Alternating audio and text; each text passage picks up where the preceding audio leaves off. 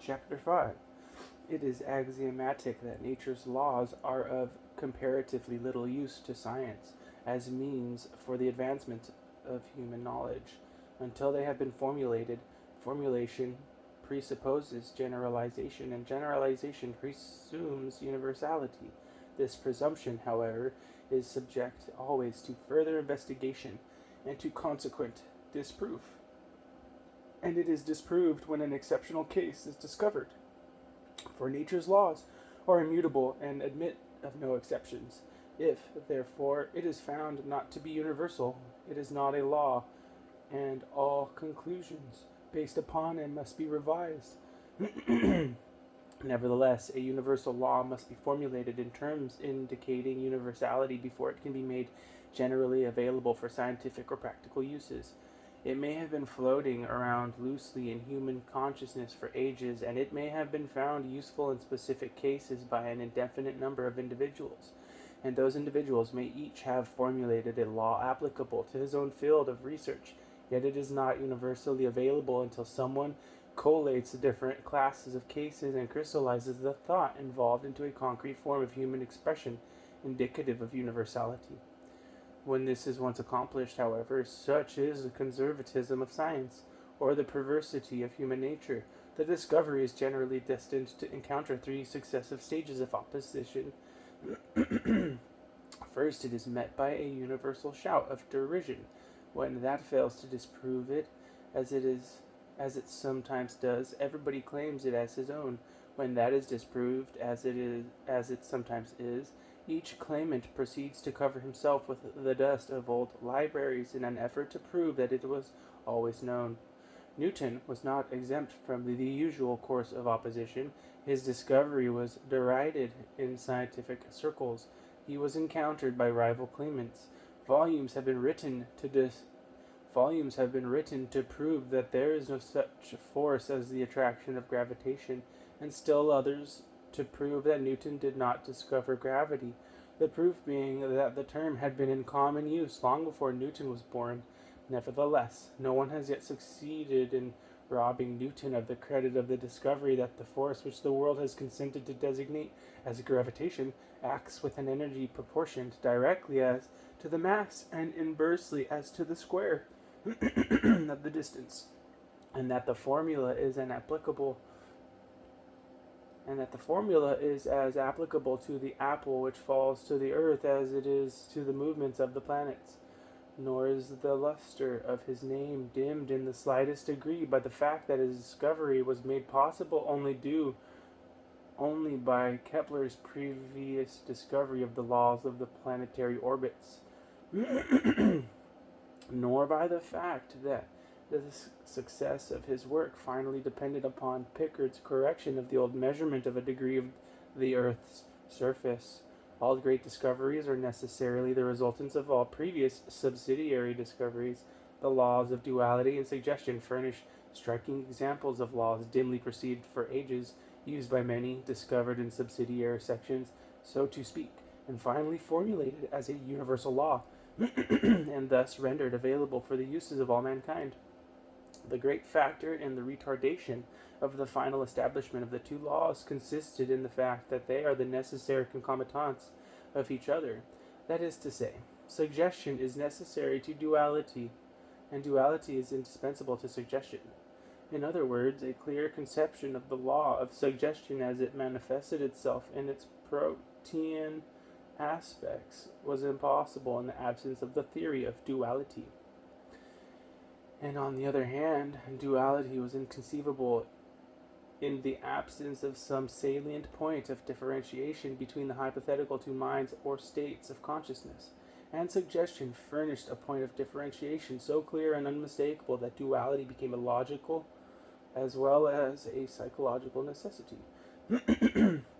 Necessarily, until this concomitant interrelation of the two laws was clearly perceived, and they were formulated together as necessary parts of a psychological whole. The prevailing ideas on the subject were chaotic to the last degree. Thus, the theory of duality has been dimly floating around in the minds of various philosophers from the time when Greek philosophy ruled the intellectual world until the present age. without seriously affecting the trend of psychological thought. The phenomena indicating it were, of course, the same as they are now, and the theory was often tentatively advanced, but religious thought was apparently hostile to it, and the arguments of the church were at the time considered unanswerable. Thus, John Locke, in discussing the phenomena of dreams, puts into the mouth of an opponent, real or imaginary, the following paragraph, which is now known to be substantially true. Perhaps it will be said, says Locke, that in a waking man the materials of the body are employed and made use of in thinking, and that the memory of thoughts is retained by the impressions that are made on the brain, and the traces there left after such thinking, but that in the thinking of the soul, which is not perceived in a sleeping man, there the soul thinks apart, and making no use of the organs of the body, leaves no impression on it, and consequently no memory of such thoughts. The position Mr. Locke strenuously repudiates, declares it absurd, and proceeds with an argument against it, which in turn cannot now be characterized by any milder term than that which he applied to the dual hypothesis. The history of the dual hypothesis, however, is of little interest or scientific importance compared with that of the slow development of the idea, which culminated in the formulation of the law of suggestion. As I pointed out in the first chapter, Jesus of Nazareth was the first to give authoritative utterance to that divine law of mental healing which it has taken science 1900 years, 1900 years to rediscover. Jesus was not a scientist in the modern sense of the word, and he did not attempt to teach his followers by the employment of scientific terms. He simply told them the truth in language that they could comprehend. And when he stated to them that faith was the mental attitude essential to successful mental healing, he epitomized in that one word the whole law of therapeutic suggestion. What is the essence of the law of suggestion? It certainly does not consist of a formula built up of words. Words are merely the vehicle of expression by which one may be made to comprehend the law. What then is the central idea embraced in the law of suggestion? It is simply that a certain belief, to wit, a belief in the efficacy of the particular therapeutic agency at hand, has a therapeutic potency. This is all that can be expressed in any form of words, and the word faith, as Jesus employed it, conveyed the central idea so clearly that no one has ever mistaken its exact meaning. Jesus expressed the same idea in different words when speaking of prayer. Therefore I say unto you, all things whatsoever ye pray and ask for, believe that ye have received them, and ye shall have them. Obviously, this passage cannot be construed as referring to material benefits, for that would degrade it into a manifest absurdity, and the Master never uttered absurdities. Every word of his was pregnant with significance, and this passage is especially charged therewith. Let us analyze it. It is self-evident, in the first place, that the blessings referred to as conditionally awaiting the suppliant must be either spiritual or therapeutic blessings, or both. They are certainly such as reach the suppliant through the mind, for their realization is distinctly conditioned upon a certain definite mental attitude on the part of the suppliant. That condition is simply belief, otherwise faith. The passage, therefore, is simply another way of reiterating his doctrine that faith is the one essential condition precedent to the realization of benefits that reach the individual through the mind. It is another way of saying that the prayer of faith shall be answered. Moreover, it distinctly excludes the idea that material benefits such as houses, lands, or money may thus be attained through prayer. For obviously no attitude of mind is capable per se of producing a house and a lot or a herd of cattle. It also excludes the idea of special and miraculous intervention in answer to prayer, for the conditions pertain exclusively to the mental attitude of the suppliant. But it does not exclude the implication that prayer is an effective therapeutic agent. It must suffice to note the fact in this connection that Jesus evinced a clear comprehension of the central idea involved in the law of suggestion, and insistently proclaimed it on every suitable occasion. Well, That it was practically lost to science for more than 1800 years was due to the prevalent materialistic skepticism. That it was not wholly lost is due to the vitality of truth. The words of the Master were, in fact, never wholly lost to view, even by scientists, and the principle has often found a partial expression by scientists who sought to conceal the origin of their ideas by coining a new terminology. Thus, the expectant attention of Carpenter was hailed as a triumph of science, and figured largely in its vocabulary for many years, although it was a mere substitute for the word faith and accounted for the same phenomena. Imagination is another word that has performed yeoman's service in the vocabulary of science. It has been invoked, time whereof the memory of the man runneth not to the contrary, to account scientifically for cures effected without the use of material remedies, and then dismissed with lofty contempt as a subject unworthy of the attention of science. Thus, the French Academy, in its report on mesmerism, admitted that marvelous cures had been effected, but learnedly attributed the result to imagination, and thus dismissed the subject as unworthy the further attention of science. Obviously, the word was a mere substitute for that employed by the Master, and a very awkward substitute it was. The employment of the term suggestion, on the other hand, is not a substitution of one term for another, each being descriptive of a definite mental condition. On the contrary, it is a tacit recognition of the fact that faith is the essential condition, and the term itself is merely descriptive of the process necessary to induce that condition. As such, it was a distinct advance in psychic science, even when the law was first formulated as pertaining solely to hypnotism. Its principal value, however, consisted in that it was the beginning of the mental process by which the idea finally became crystallized into a formula expressive of a universal law. To Lebeau of Nancy belongs the credit of taking the first distinctive step, leading to the discovery of its universality. The credit has been assigned to Braid of Manchester, notably by Bernheim of Nancy, who was himself indebted to Lebeau for all that he knew of hypnotism. It is true that the world is much indebted to Braid, first for making hypnotism respectable by giving it a name, secondly by inventing a new method of inducing the condition, and thirdly by making a series of experiments illustrative of the suggestibility of hypnotized persons. But it does not seem that he did more than show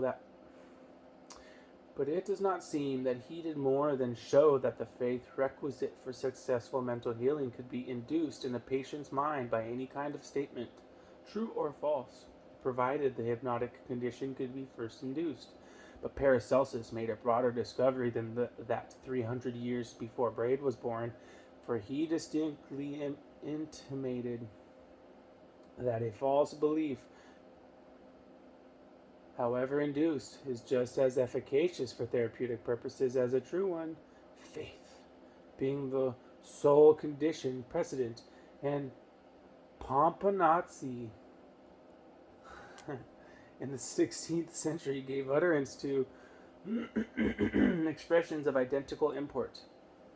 Neither of these old writers, of course, knew anything of hypnotism, but they knew what Bray did not know, namely that the therapeutic effect of faith is not limited by methods of inducing it, much less by abnormal psychical conditions. But even after the law had been formulated by Lebeau, the mystery surrounding mental therapeutics was not dispelled. It was simply shifted to another point of view without increasing the light.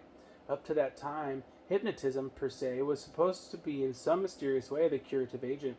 When asked for an explanation of its therapeutic potency, the only reply elicited was that it was hypnotism that did the work. In this respect, they were far behind the mesmerists, for they at least had a working hypothesis.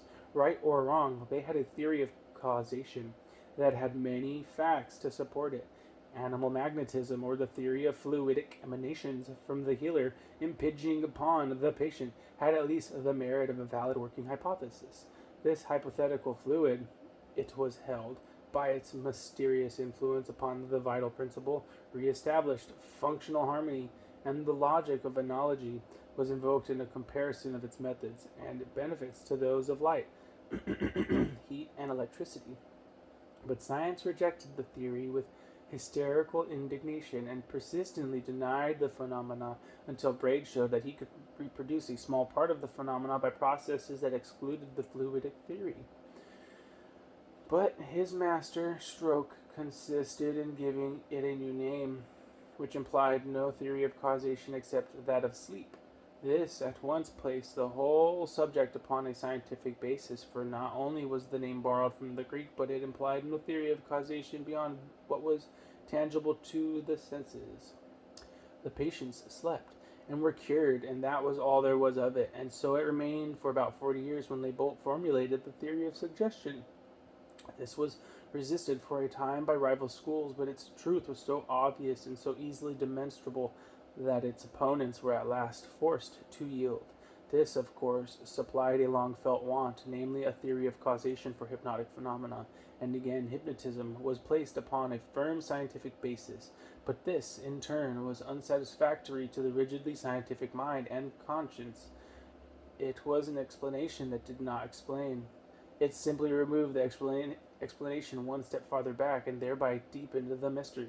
It is undeniable that in suggestion a mental process is found for including in the patient the prerequisite mental condition for healing him, namely faith. But it is obvious that it is not the suggestion itself that does the healing, although we are frequently given to understand that it is. To read a work of the early suggestive therapeutists, one would imagine that suggestion was an entity that does things. Hence we are told that suggestion does this and does that, and that is all the explanation they are able to give of the science of mental healing. In other words, the rationale of suggestion is not in evidence in their working hypothesis. Nevertheless, it has done and is still doing a great work, and it is and it constituted a gigantic stride in the evolution of experimental psychology as applied to mental medicine.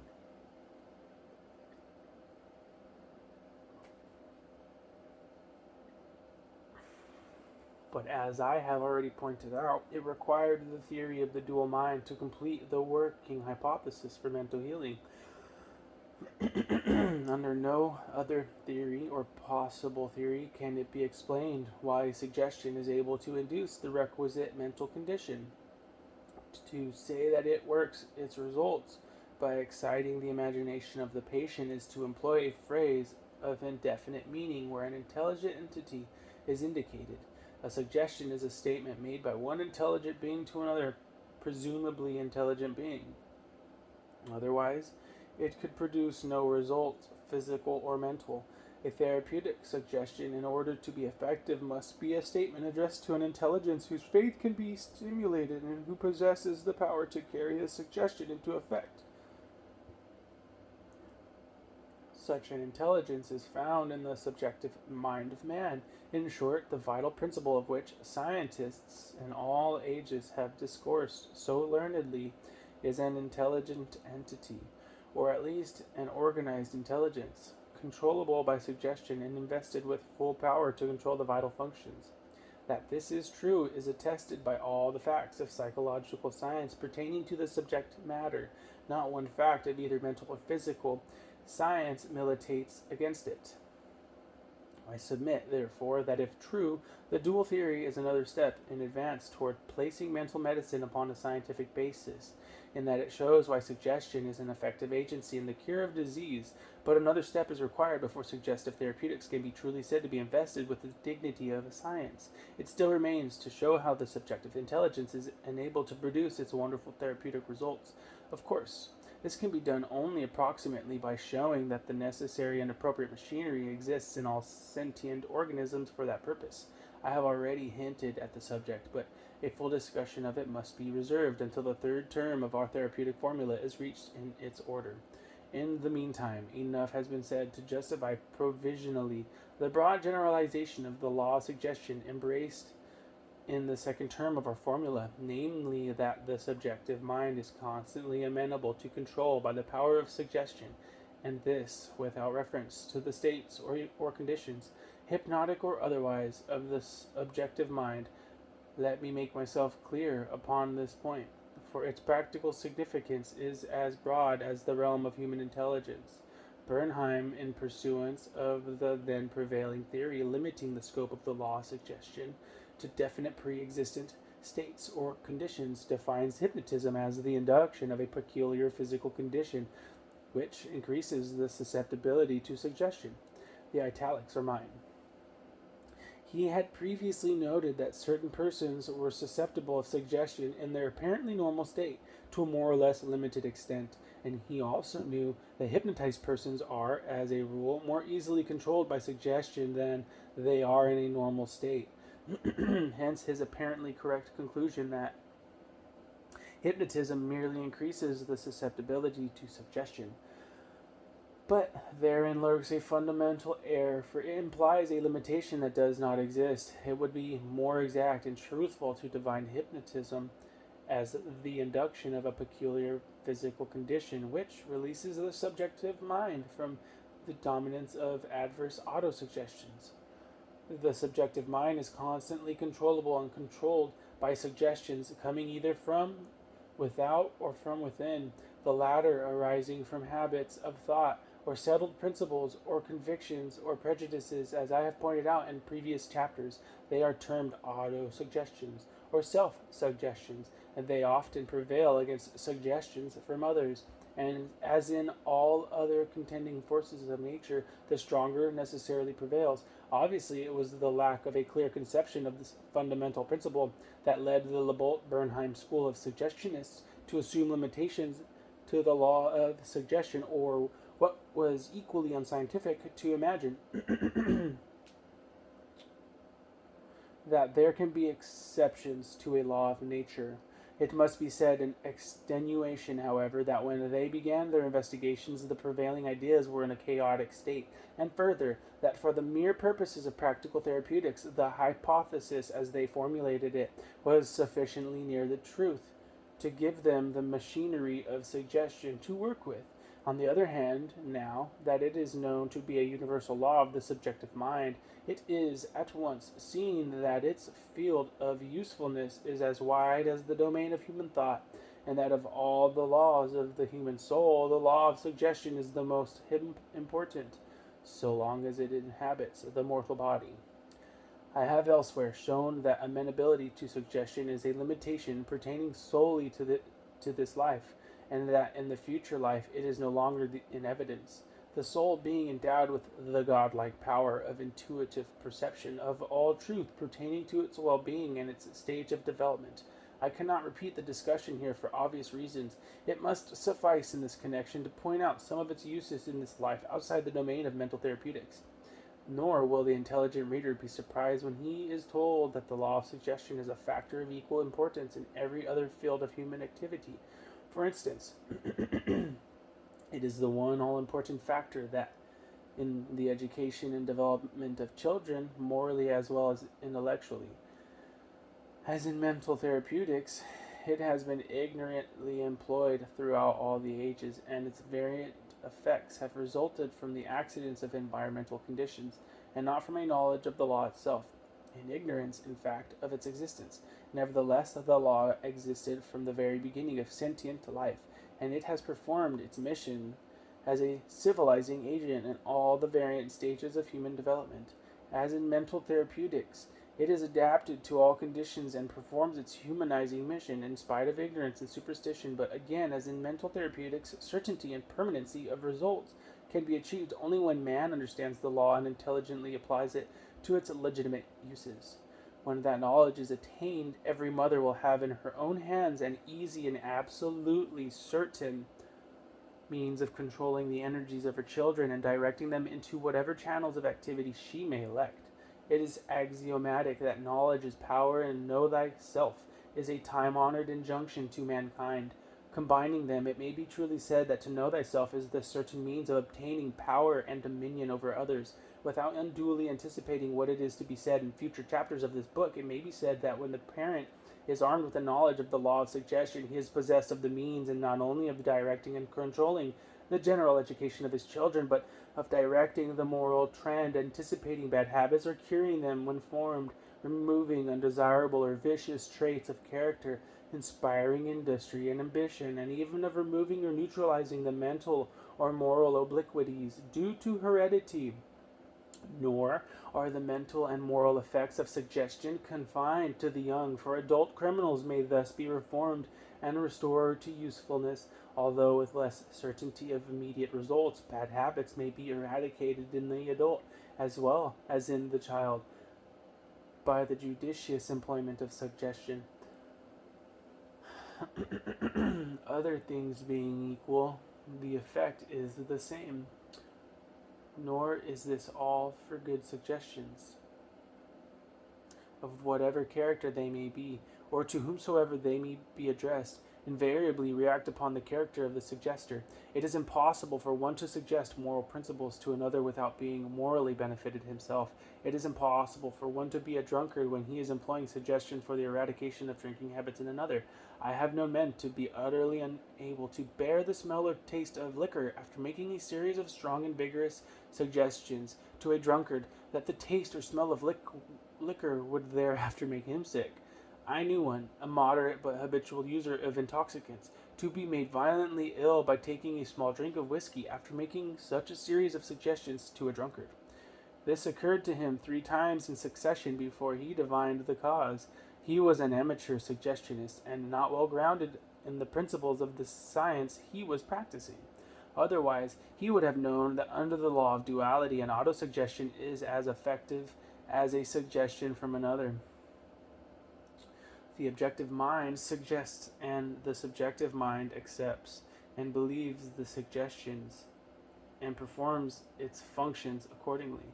In other words, it takes note of the suggestion made to another as to the effect of liquor upon him, and with the inexorable deductive logic of the subjective mind, it deduces the conclusion that the taste of liquor will make anybody sick.